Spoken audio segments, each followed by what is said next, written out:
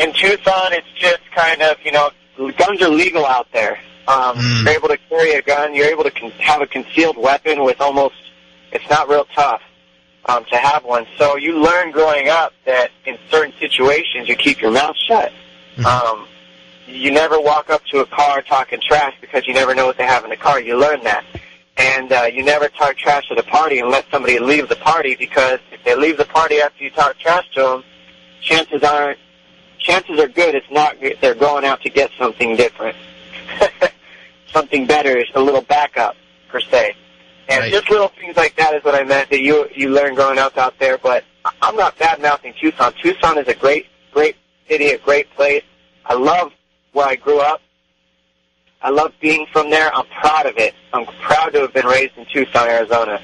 And it made me who I am today.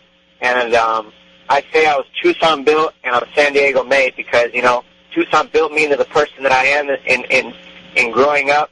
And then San Diego kind of finished off, not that I'm done, but it kind of, made me in the sense that when I moved out here, I was able to make something of myself and really kind of put a apostrophe mark on my life and try to do something big with myself out here. So that's kind of what I say sometimes. Tell me about the first gym you walked into, moving to San Diego to train in mixed martial arts, and what training was like. As I understand it, you didn't have anybody holding pads or anything. You just kind of were walking into the gym and trying to figure out how to become a fighter on your own. Yes.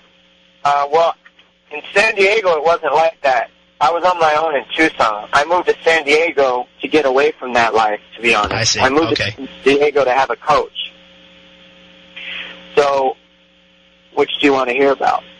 Well, let's go to San Diego to have a coach, because certainly you touched a little bit on getting involved in the boxing gym in Tucson, but the big stamp of independence for you was moving away from your family, packing up. You still point to this, to this day as really leaving everything behind and going to San Diego. So take us to day one in San Diego and what day-to-day life was like for Dominick Cruz making that move.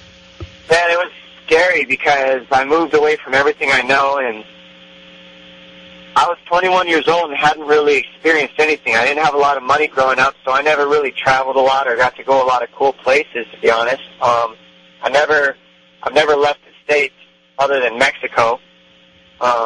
And, I remember the first time I ever been to Vegas was for my fight against Faber. So it was intense.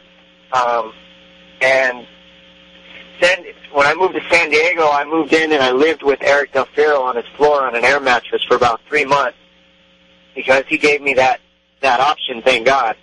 And I was working at a gym called Undisputed, and I was working there and, teaching classes. I was cleaning mats and mopping mats and wiping down bags. I was working a full-time job there, for over 40 hours a week sometimes.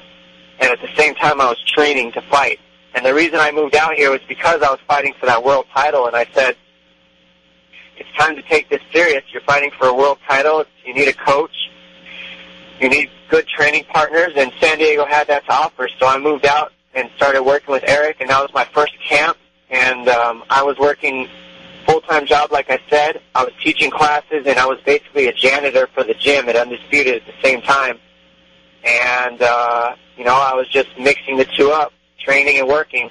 And I was able to get in there and have that fight. And, I was ready for that fight. No excuses. I was as ready as I could have been. I think things could have been a little bit better in training if I didn't have to work so hard. But it is what it is, and it made me who I am today. So I have no issues with it.